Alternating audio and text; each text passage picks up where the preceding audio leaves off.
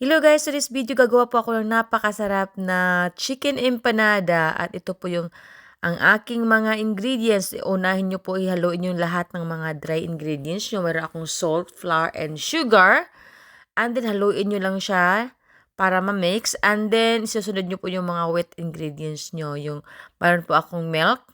Tapos i-mix nyo muna siya na medyo konting ma-mix na po yung liquid niya. I-mix na ng i-mix. Tapos, isunod nyo na po yung melted butter. Yes, isunod nyo ng melted butter. Tapos, i-mix nyo na yan ng konti.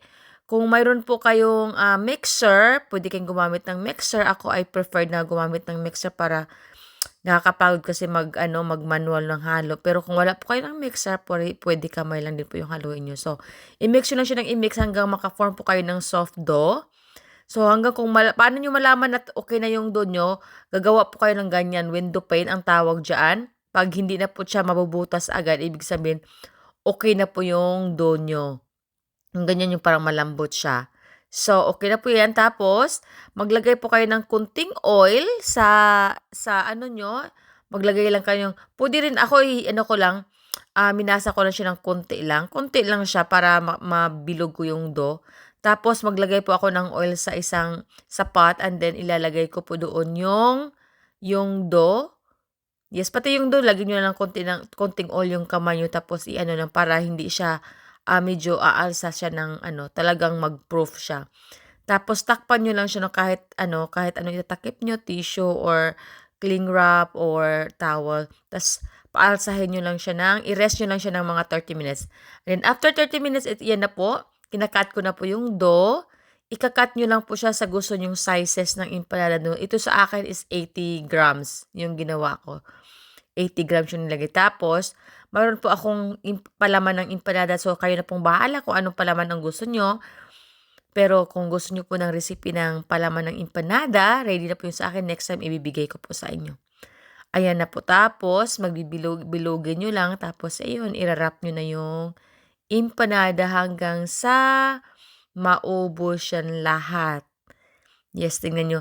Make sure pag magbalot po kayo, make sure na wala po siyang butas para po siya talagang hindi lalabas yung palaman niya. Kasi medyo aalsa pa po siya ng konti kahit wala siyang yes. Tapos, gumamit po ako ng tinidor pang-sealed ng empanada nyo. So, ganyan lang. See, diba? Alam nyo guys, ang sarap nito.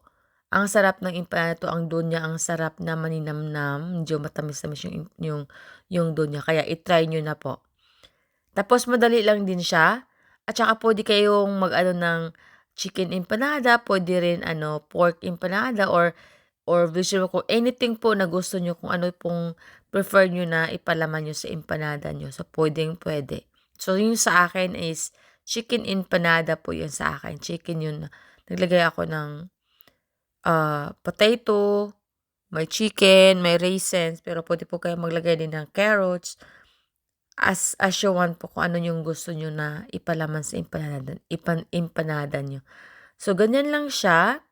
Hindi nyo kailangan ng cutter or anything. Just i-roll nyo lang yung dough nyo and then diin-diin lang hanggang sa ma-form po siya. So, ganyan lang siya. O, diba?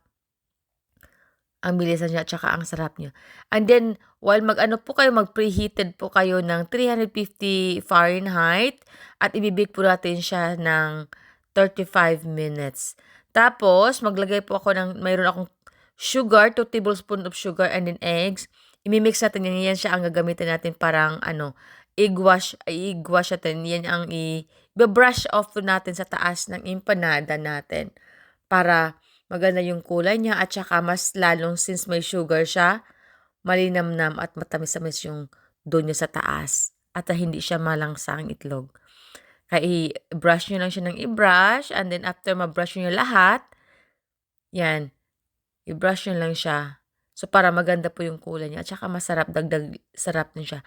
And then after nyo i-brush, i-oven nyo na siya, i-bake natin siya ng 350 degrees Celsius, 350 Fahrenheit for 35 minutes. Ayan. After 35 minutes, yan na po yung masarap kong chicken empanada. Look at that. Ang ganda niya. Yes, looks yummy, isn't it? Yes guys, i-try nyo po, ang sarap. Thank you for watching.